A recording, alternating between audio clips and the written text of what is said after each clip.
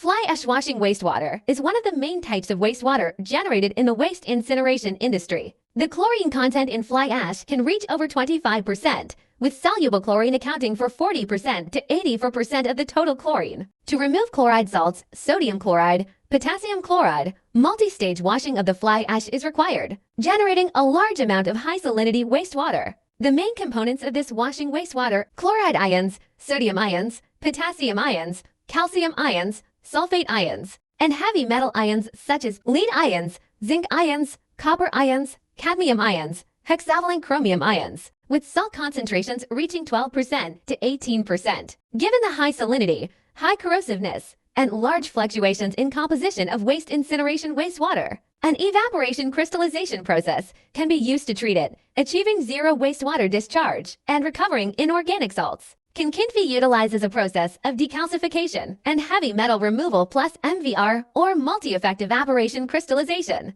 and salt separation to extract industrial inorganic salts such as sodium chloride and potassium chloride from wastewater, ultimately achieving zero wastewater discharge and resource recovery. However, if wastewater directly enters the evaporation system, calcium ions easily form calcium sulfate and calcium carbonate scales on the heat exchange surface, while heavy metals affect the quality of the crystallized salt. Therefore, strict pretreatment is necessary. First, sodium carbonate is added to remove calcium and magnesium ions. Then, sodium sulfide is added to remove heavy metal ions such as lead, zinc, and cadmium. Next, ferrous chloride is added for desulfurization. And finally, the pH of the material is adjusted to neutral before the pretreatment stage is completed. The pretreated wastewater then enters the evaporation crystallization system.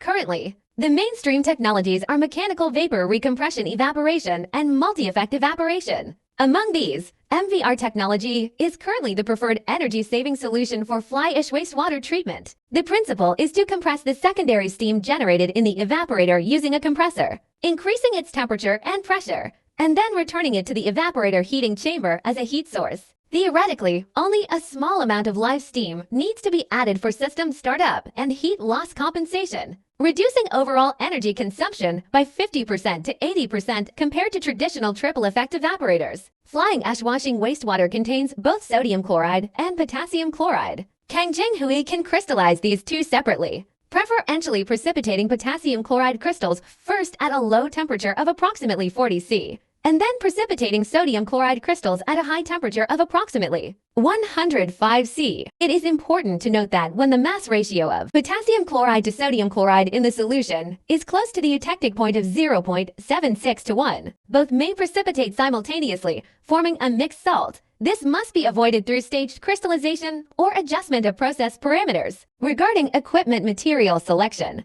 it's important to note that fly ash wastewater contains a high concentration of chloride ions, making it extremely corrosive. Therefore, evaporator heating chambers, crystallizers, separators, and key pipelines are mostly made of Ta to titanium, which offers more than 3 times the corrosion resistance of ordinary stainless steel. For piping and auxiliary equipment, more economical duplex stainless steel 2205 or 2507 can be used. Some projects utilize a combination of titanium heat exchangers and duplex stainless steel shells, balancing corrosion resistance and economy. Through evaporation, crystallization, and salt separation, high-value added products can be recovered from fly ash wastewater. Sodium chloride purity can reach over 99%. With a whiteness greater than 90%, Hui's technology has been successfully applied in several large-scale projects in China. For detailed case studies, please DM me.